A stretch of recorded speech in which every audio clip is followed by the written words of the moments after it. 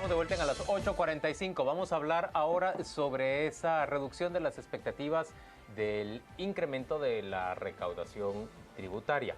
Nos acompañan Edgar Balcells. Él es un experto en temas económicos, tan experto que fue ministro de Finanzas Públicas, justamente durante la administración del presidente Colom.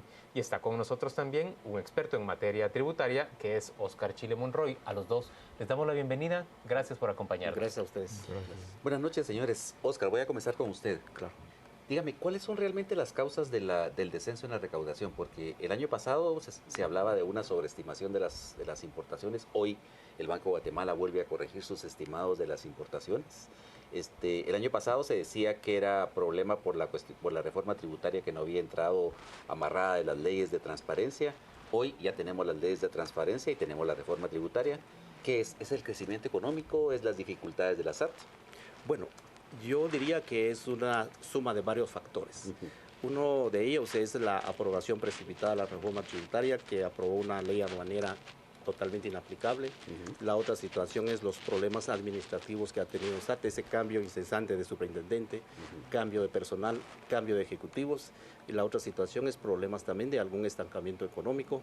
Y la otra situación es la sobreestimación que se hizo de la famosa actualización tributaria, que si recordamos, los diputados la aprobaron sin siquiera conocer ese contenido. Es decir, esa parte se sintió en el año 2013 y se sigue sintiendo, porque cambiaron las reglas, pero no ayudó a la recaudación. ¿Y el Banco de Guatemala es confiable para calcular estimaciones?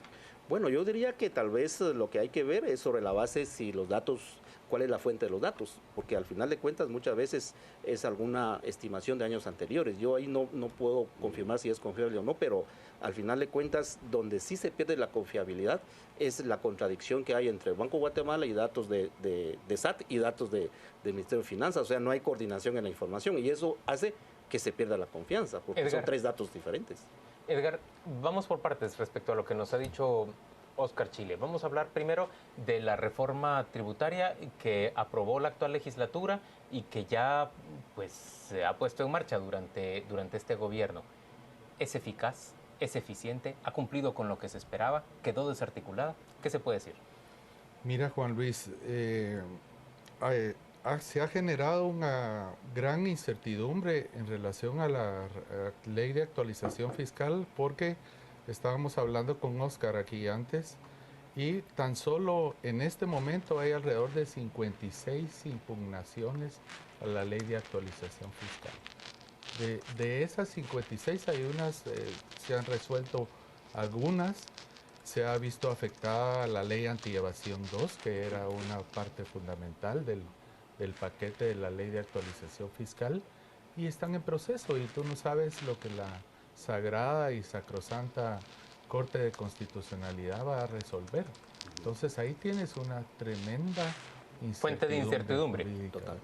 Pero en términos generales, ¿eso se manifiesta ya o es parte ya de la baja en las expectativas de recaudación? Mira, lo que yo coincido con Óscar es que es una confluencia de factores, y evidentemente tan solo en lo que él menciona de la ley aduanera, el presidente de la República estuvo exonerando durante más de un año una gran cantidad de multas. Entonces ahí ya se le entra en un juego de debilitamiento del ente recaudador. Ahora, Óscar, hoy la presidenta, la gerenta de AmCham habla de los problemas en la aduana. Es decir, ahí ha habido problemas también desde el principio, ha habido un forcejeo por parte de la vicepresidenta de nombrar a su propia gente. Luego tuvimos la intervención militar ordenada por el presidente y hemos visto que tampoco sube la recaudación. Es decir, ¿cuál es el problema en las aduanas? Yo diría que el problema es principalmente, pudiera ser la burocracia que hay, y veamos eso desde un inicio, porque cuando entró en vigencia la ley aduanera, allí, si ustedes se recuerdan, hubo una especie de embudo en el ingreso de las importaciones. Sí. Eso muy probablemente, en mi opinión, pudo haber forzado a muchas personas a usar mercadería de contrabando, porque al final de cuentas, si la multa era mayor a la mercadería, al valor propiamente, eso pudo haber forzado. Es como cuando hay más controles, lo que sucede es empujar a la gente, por ejemplo, en la economía informal. Eso pudo haber sucedido. Y en ese momento es muy probable que las importaciones que se están manejando sean producto de una sobreestimación. Y nosotros hicimos un rápido sondeo con algún grupo de empresas sumamente importantes y las importaciones han tenido un crecimiento leve, no es que haya descendido. O sea, eso le da una idea de que no es un problema de ingreso de importación, sino es un problema probablemente, y eso es la percepción, es de una sobreestimación en el crecimiento de las importaciones. Ahora, hablando de sobreestimaciones, ¿no es que sobreestimamos el monto del contrabando que se produce en el país? Ese sí es una pregunta bien compleja porque si no tenemos el dato certero de los registros de mercadería que ingresa legalmente, lo del contrabando sí es una cuestión bien subjetiva. O sea, entonces resulta muy difícil establecer para cualquier ciudadano si en realidad se están recibiendo las cifras correctas de lo que ingresa por aduanas, si se está incrementando el contrabando o si este se mantiene estable. ¿Qué piensa el exministro de Finanzas?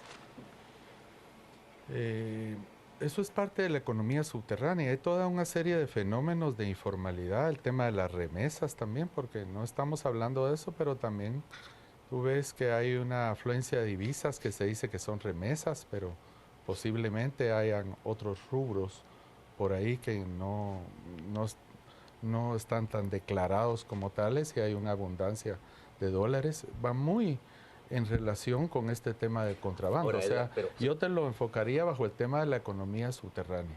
Ante la carencia de una gobernabilidad clara en el plano fiscal, entonces sí es evidente que en el tema de las comunidades y el desarrollo local, cuando uno va ahí por Ocos, este municipio de La Blanca, ve una gran cantidad de productos mexicanos, por ejemplo, hay una tremenda relación. Bueno, el combustible mexicano entre la economía guatemalteca y la del sureste de México, ¿verdad? Que hay que estudiarlo y eso es parte del tema aduanero también, ¿no? Ahora, lo que no crece es el IVA a las importaciones. Es decir, pero sin embargo hay un crecimiento en la existencia de productos importados, incluso en comercios formales. Sí, pero no tendría que haber una correlación también con el IVA doméstico. No, yo diría que es un efecto de pequeño dominó. Si las importaciones que se proyectaron no han llegado a la meta, sobre esa meta se calculó el impuesto a las importaciones y obviamente cuando se comercializa en el mercado interno también hay un IVA interno doméstico, hay un impuesto a la renta que se va a recaudar, hay un impuesto de solidaridad que se va a recaudar. O sea, la situación cuando hablamos de importaciones tiene un efecto en 3 o 4 impuestos adicionales y esa parte es lo que hay que tomar en cuenta. Yo diría que lo que hay que ver y lo que sí hay que estar conscientes, personalmente yo estuve en una entrevista en un medio el año pasado, tipo mayo, y había ya visualizado la baja en la recaudación del 2013, precisamente por la configuración de la ley.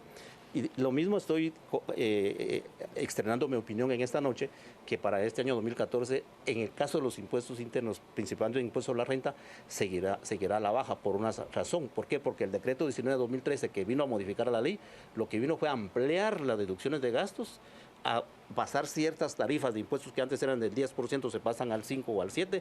O sea, esta reforma del 19 de 2013 es contraproducente. Es totalmente. O sea, eso amplió los gastos que antes eran a un 50% de deducción, ahora están en el 100%. Gastos que no se aceptaban, ahora se aceptan. Rentas que eran del 10% se trasladan a un 5%. O sea, al final, el efecto va a ser una disminución en el ISR. Y véase, con eso termino, la parte de los empleados que también vino a afectar la famosa planilla que ya nadie está pidiendo, tal vez afirmo mal. Muy poca gente pide factura. Menos personas solicitan la factura. Ahora, tenemos también en el embudo que viene el paquete de leyes de competitividad que hablan de rebajas en el impuesto sobre la renta hasta por un periodo de 15, 17 años, ¿no? Bueno, yo no le llamaría paquete de leyes, ¿verdad? Porque, y tampoco le llamaría tanto competitividad.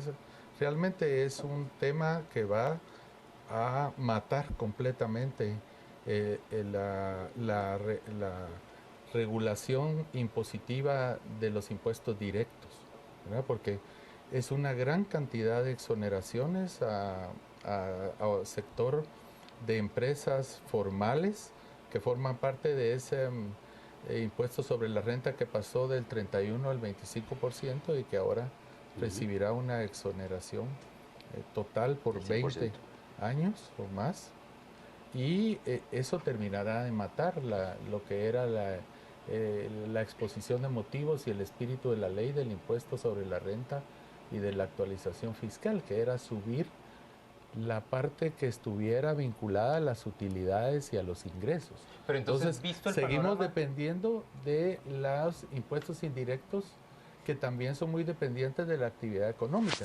Hay un libro ahorita en Estados Unidos que está causando gran sensación por eso, y que está demostrando que las utilidades están creciendo a una velocidad más alta que el propia tasa de crecimiento.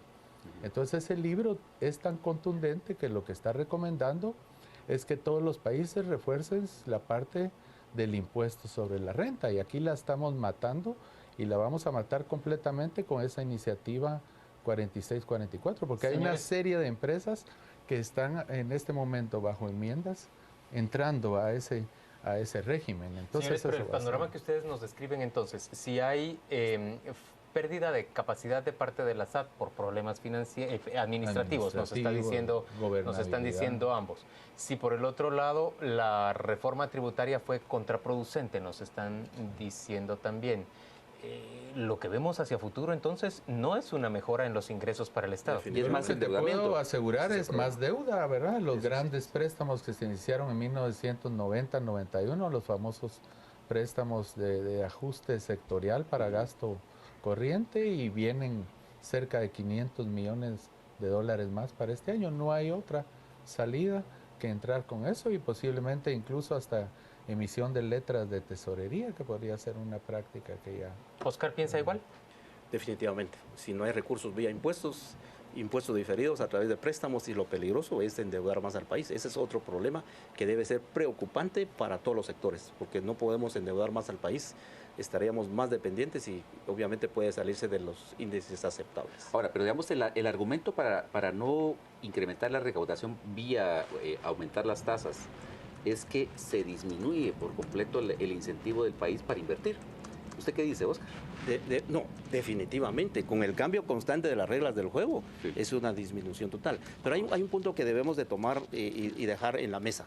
Es que nos hemos preocupado, y también todos los medios se han enfocado en la parte de una cara de la moneda, que son los ingresos. Sí. ¿Y en dónde dejamos los gastos? Esos no se tocan, no se discuten, pero los gastos tienen que ponerse también en el tapete y hacer los recortes donde deben de ser. Pero ningún gobierno ha iniciado una verdadera reducción de gasto, más que es reducción de ingresos.